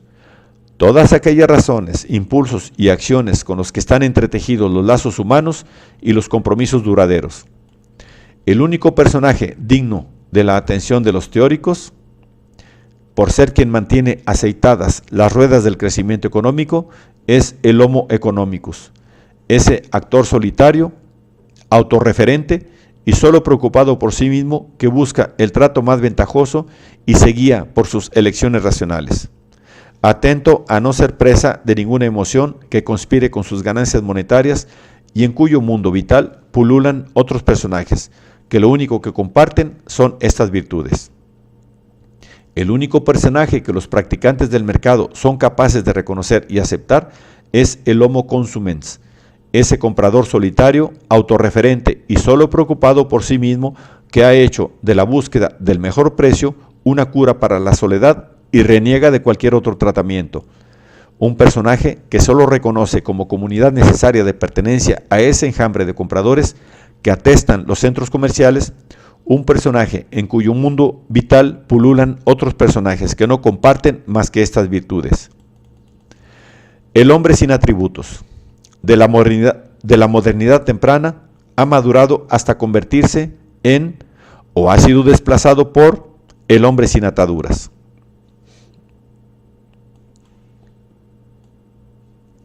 El homo economicus y el homo consumens son hombres y mujeres sin ataduras sociales. Son los miembros ideales de la economía de mercado y hacen las delicias de los guardianes del Producto Interno Bruto. También son ficciones. A medida que las barreras artificiales contra el libre mercado son quebradas y las naturales son erradicadas o destruidas, la expansión horizontal extensiva de la economía de mercado parece estar a punto de completarse. Pero la expansión vertical intensiva lejos está de haber terminado. Y uno se pregunta si tal cosa es posible o siquiera concebible. Si las tensiones generadas por la economía de mercado no alcanzan niveles explosivos, es solo gracias a la válvula de seguridad de la economía moral. Si los sobrantes humanos producidos por la economía de mercado no se vuelven inmanejables, es solo gracias al colchón de esa economía moral. De no ser por la intervención correctiva, mitigadora, moderadora y compensatoria de la economía moral, la economía de mercado dejaría al descubierto su instinto autodestructivo. El milagro diario de salvación-resurrección de la economía de mercado es fruto de su fracaso en seguir ese instinto hasta sus últimas consecuencias. Si el homo economicus y el homo consumens son los únicos admitidos en el mundo regido por la economía de mercado, un número considerable de seres humanos queda excluido de la lista de candidatos que reúnen los requisitos necesarios para acceder a un permiso de residencia permanente, y pocos o ninguno tiene derecho a gozar del estatus de residentes legítimos en todo momento y en toda ocasión. Pocos o ninguno logran escapar de esa zona gris que el mercado desdeña y que gustosamente desterraría o extirparía de raíz del mundo que gobierna. Aquello que desde el punto de vista de la conquista de los mercados, conquista ya alcanzada o aún en curso, es una zona gris para sus habitantes conquistados a medias o a punto de serlo, es una comunidad, un vecindario, un círculo de amigos, compañeros de vida y de por vida, un mundo donde la solidaridad, la comprensión, el intercambio, la ayuda mutua y la compasión, todas nociones ajenas al pensamiento económico y aborrecibles para la economía práctica, dejan en suspenso o dan la espalda a las elecciones basadas en la racionalidad y la búsqueda del propio interés individual. Un mundo cuyos habitantes no son competidores ni objetos de uso y consumo, sino compañeros que ayudan, que reciben ayuda en el constante e interminable esfuerzo conjunto de construir una vida en común y de hacer que esa vida en común sea más fácil. La necesidad de la solidaridad parece resistir y sobrevivir a los embates del mercado, y no precisamente porque el mercado ceje en sus intentos. Siempre que hay necesidad, existe una oportunidad de lucro, y los expertos en marketing aguzan su ingenio al punto de sugerir que la solidaridad, una sonrisa amigable, la unión o la ayuda en caso de necesidad pueden ser compradas en un mostrador. Siempre tiene éxito y siempre fracasan. Los sucedáneos comprados son incapaces de reemplazar los lazos humanos. En su versión comercial, los lazos se transforman en bienes, es decir, que son transferidos a otra esfera, regida por el mercado, y dejan de ser lazos capaces de satisfacción, lazos capaces de satisfacer esa unión que solo se concibe y mantiene viva con más unión. La cacería de los mercados en pos del capital escondido e inexplotado de la sociedad humana no puede tener éxito. Cuando la zona gris de la solidaridad humana, de la amistad y el compañerismo se observa a través del cristal de un mundo ordenado, funcional y bien construido, parece el reinado de la anarquía. El concepto de anarquía está cargado de una historia esencialmente antiestatista, desde Godwin hasta Kropotkin, pasando por Proudhon y Bakunin. Los teóricos de la anarquía y los fundadores de los movimientos anarquistas utilizaron el término anarquía para dar nombre a una sociedad alternativa y como antónimo de un orden coercitivo y apoyado en el poder. La sociedad alternativa que postularon se diferenciaba de la ya existente en cuanto carecía de Estado, epítome del poder intrínsecamente corrupto e inhumano. Una vez que el Estado fuese desmantelado y eliminado, los seres humanos regresarían a los valores de la ayuda mutua, utilizando, como Mikhail Bakunin no dejaba de repetir, sus dotes naturales para pensar y rebelarse. La cólera de los anarquistas del siglo XIX se ensañaba con el Estado. Para ser más precisos, con el Estado moderno, una novedad para la época que no estaba aún lo suficientemente afianzada como para argumentar legitimidad histórica o para confiar en la obediencia rutinaria. El Estado se esforzó por lograr un control meticuloso y ubicuo de todos aquellos aspectos de la vida humana que los poderes del pasado habían dejado en manos de los recursos y modos colectivos particulares. Reclamó el derecho de interferir en áreas de las cuales los poderes anteriores, por opresivos y explotadores que fueran, se habían mantenido al margen, y concibió los medios para hacerlo.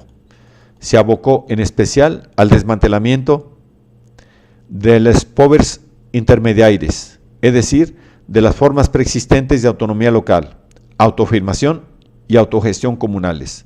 Sitiadas, las formas habituales de resolver los problemas y conflictos generados por la vida comunitaria parecían ser la punta de lanza del movimiento anarquista, ya que estaban instaladas y eran de hecho naturales. También se creyó que podían ser autosustentables y plenamente capaces de mantener el orden cualesquiera que fueran las condiciones o circunstancias sociales y en tanto y en cuanto fuesen protegidas de imposiciones emanadas del Estado. La anarquía, es decir, una sociedad sin Estado ni sus armas de coerción, fue imaginada como un orden no coercitivo, en el cual la necesidad no estaba en conflicto con la libertad, ni la libertad se interponía en el camino de los prerequisitos necesarios para la vida en común. La Weltanschauung anarquista de los primeros años tenía un fuerte aroma nostálgico que compartía con el socialismo utópico de la época. Las enseñanzas de Proudhon y Weitling evidencian la íntima afinidad entre ambos. El sueño de deshacer el camino andado desde el nacimiento de una nueva forma moderna de poder social y capitalismo, es decir, la separación del negocio de la estructura familiar para regresar a una acogedora intimidad de unidad comunal de sentimientos y acciones, más idealizada que verdaderamente libre de conflictos. Fue esta forma temprana, nostálgica y utópica de la anarquía la que se instaló en las conciencias de la sociedad moderna y la que inspiró la mayoría de las interpretaciones que hicieron de ella las ciencias políticas. Pero el pensamiento anarquista tuvo otro significado, menos ceñido a una época, que permaneció escondido detrás de su ostensible rebelión contra el Estado y que por eso mismo fue pasado por alto.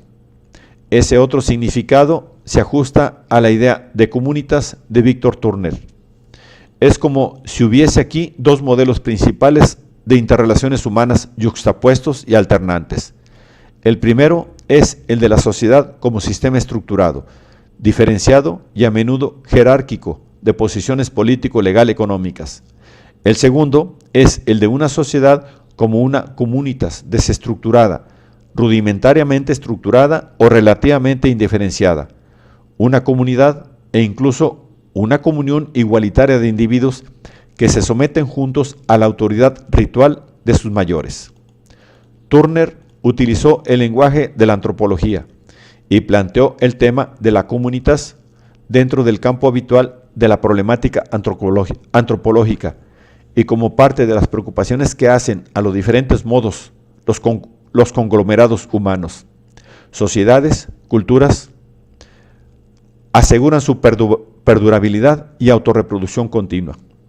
Pero los dos modelos que Turner describe pueden no ser interpretados como dos tipos de sociedades diferentes, sino como representaciones de formas complementarias de coexistencia humana que se combinan en proporciones variables en todos y cada uno de los conglomerados humanos duraderos. Ninguna variedad de coexistencia humana está estructurada por completo.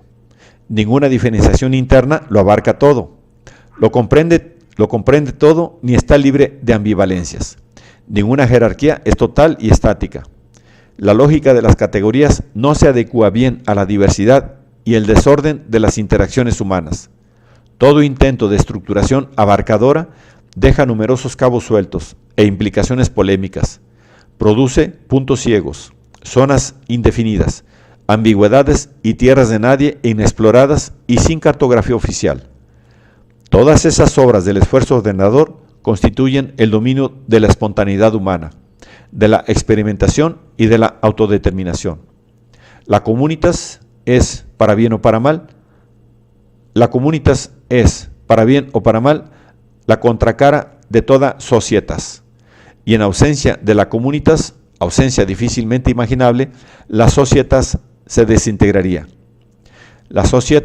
Son las societas con sus rutinas y la comunitas con su anarquía, las que juntas, en comparación reticente y conflictiva, marcan la diferencia entre el orden y el caos. La tarea que la institucionalización, ejerciendo su brazo coercitivo, hace a medias o no logra realizar, queda en manos de la espontánea capacidad inventiva de los seres humanos para reparar y completar. Desprovista de la comodidad que aporta la rutina, la creatividad, como señaló Bakunin, solo cuenta con dos facultades humanas: la capacidad para pensar y la tendencia a y el coraje para rebelarse. El ejercicio de cualquiera de estas dos habilidades entraña numerosos riesgos, y a diferencia de la rutina, institucionalmente arraigada y protegida, poco puede hacerse para reducir esos riesgos o hacerlos desaparecer.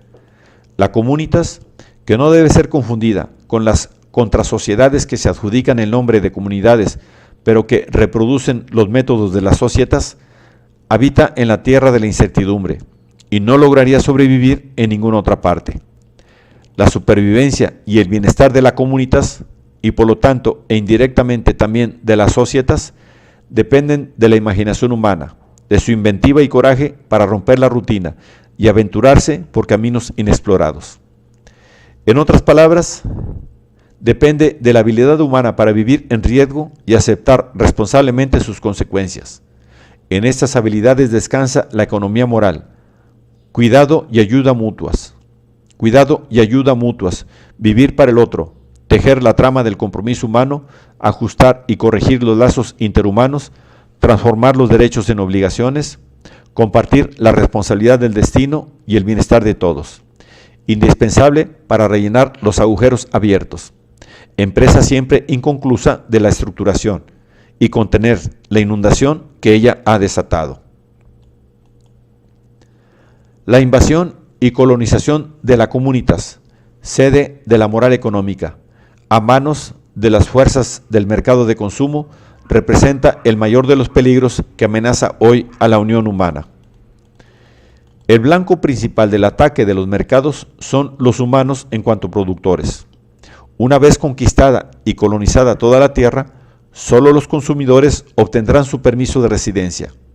El difuso albergue donde se alojaban las condiciones de vida compartida será clausurado y desmantelado. Los modelos de vida, así como los tipos de vínculos que los sostienen, solo estarán disponibles bajo la forma de bienes.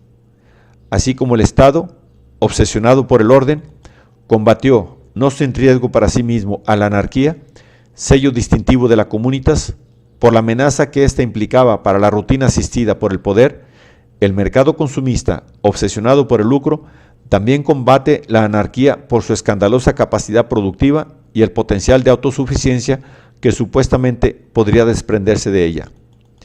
Es justamente porque la economía moral tiene tan poca necesidad de los mercados que las fuerzas del mercado se han alzado en armas contra ella.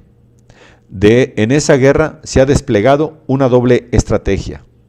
Primero, todos los aspectos posibles de la economía moral independiente de los mercados es cosificada hasta cobrar el aspecto de un objeto de consumo. Segundo, todo elemento de la economía moral de la comunitas que resista dicha cosificación es considerado irrelevante para la prosperidad de la sociedad de consumo. Se lo despoja de todo valor, en una sociedad entrenada para medirlo todo en términos pecuniarios e identificar el valor con el precio que figura en las etiquetas de bienes y servicios vendibles y comprables. Por último, se lo corre de la atención pública y se espera que también de la individual, borrándolo de las cuentas públicas indicadoras del bienestar humano. El resultado de esta guerra actual no está ni remotamente definido, aunque hasta el momento la ofensiva proviene de uno solo de los bandos, mientras que el otro se encuentra en permanente retirada. La comunitas ha perdido mucho terreno y los almacenes de barrio que sueñan con convertirse en centros comerciales florecen donde una vez eran ellos los que cosechaban. Perder terreno es un suceso ominoso y potencialmente desastroso en el desarrollo de una guerra, pero el factor que en definitiva decide el resultado de las hostilidades es siempre la habilidad de las tropas para luchar. El terreno es más fácil de recobrar que el ánimo cuando se ha perdido, y que la confianza en los objetivos y probabilidades de la resistencia cuando ha flaqueado.